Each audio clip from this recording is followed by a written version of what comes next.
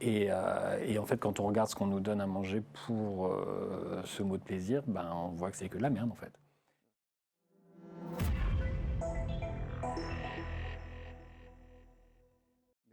Je vais me tourner vers Laurent Deutsch alors. Hein. Et alors vous êtes arrêté de fumer à 50 ans, hein, c'est ça. Et là vous avez pris 15 kilos et tous les indicateurs se sont affolés. Voilà. Et puis vous allez voir Cyril et Pierre. Je suis allé les voir, oui, tout à fait. Et ça a quand même beaucoup transformé ma façon de, non seulement de manger, mais d'envisager mon alimentation en fait. C'est ça qui est le plus important, parce que j'avais déjà vu des diététiciens avant, et c'était souvent, vous avez droit à ci, pas droit à ça, machin, etc., 100 grammes de ci. Des régimes punitifs, un petit peu. Même pas forcément restrictifs, punitifs, mais où on ne comprend pas grand-chose, en fait. Oui. Là, en fait, le fait de comprendre l'alimentation dans son historique permet de vraiment se poser la question, puis de savoir où on est dans cette chaîne.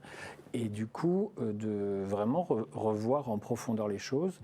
Moi, il y a une chose qui est très essentielle, c'est que j'ai compris que finalement l'alimentation, c'était fait pour nous maintenir en bonne santé, nous donner de l'énergie, et pas forcément pour avoir du plaisir à chaque repas. Si on en a, tant mieux quand même. Mais c'est pas une obligation. Pas contre le plaisir. Mais c'est pas une obligation. C'est-à-dire que dans le repas du quotidien, on peut manger des choses qui sont bien, qui sont bonnes, mais qui vous font pas non plus partir au nirvana, et c'est pas grave. C'est que le plaisir, on peut aussi le trouver dans plein d'autres choses dans la vie, et pas dans le combler le manque de plaisir par justement des aliments qui sont pas bons, etc.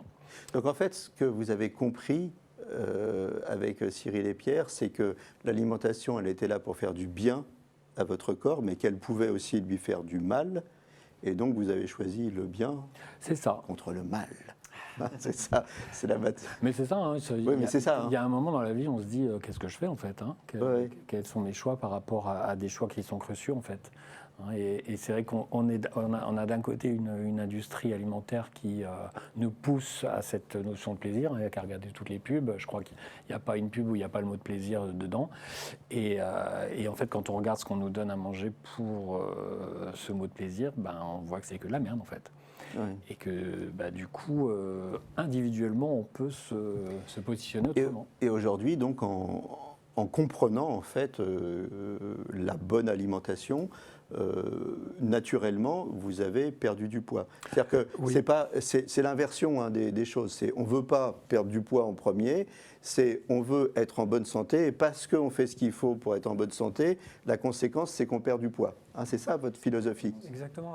La perte de poids est la conséquence de la bonne santé. C'est-à-dire que lorsqu'on donne au corps le carburant dont il a besoin pour se nourrir et pas pour se remplir, en fait, ce corps va équilibrer tous les paramètres. On le voit avec les paramètres biologiques, cholestérol, glycémie. Mais le poids est aussi un paramètre de bonne santé, puisqu'on sait bien que le surpoids expose à énormément de maladies de civilisation, est aussi responsable d'une partie des cancers. Et donc c'est un paramètre qui va s'équilibrer, qui va être la conséquence de la bonne santé, elle-même apportée par une alimentation adaptée à notre biologie, ou une activité physique régulière, ou un peu moins de stress par exemple. Plutôt que où. Oui. Et vous avez parlé des cancers, c'est important de souligner le rôle de l'alimentation dans l'inflammation, c'est ça? L'inflammation de faible grade, en fait, oui. L'alimentation intervient énormément dans la survenue de l'inflammation de faible grade, au même titre que le stress, par exemple, entraîne une inflammation de faible grade. Et cette inflammation est le nœud de l'apparition de ces maladies de civilisation. Vraiment, c'est vraiment quelque chose qui est à la base de tout ça. Alors aujourd'hui, ce qui est drôle, Laurent, c'est que vous avez tellement pris conscience de la malbouffe que vous n'avez même plus envie d'un bon burger ou d'un bon... Non, ça ne vous fait plus envie? Alors, je ne suis pas non plus un terroriste Non, mais simplement, ça ne vous fait plus envie? Assez rarement. Assez rarement. Et puis, en fait, quand je cède à ce genre de truc, en fait, je me dis, c'est avant tout très, très salé. Mais en dessous du sel, qu'est-ce qu'il y a? Ça vous dégoûte en quelque sorte. Il y a une petite réaction de dégoût. Et bon, malgré tout, si vous faites une incartade, ça doit vous arriver. Oui.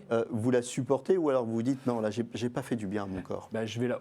Non, alors c'est pas à ce point-là, il ne faut pas exagérer, Ouais. mais je vais la supporter, mais très, très naturellement, je vais derrière rééquilibrer en faisant un repas vraiment très simple pour le coup. D'accord. Donc c'est votre corps, Je en vais fait, pas enchaîner, c'est votre corps qui inconsciemment vous demande de rééquilibrer. Avant, Donc, je pouvais enchaîner les voilà. trucs pourris et je ne fais plus.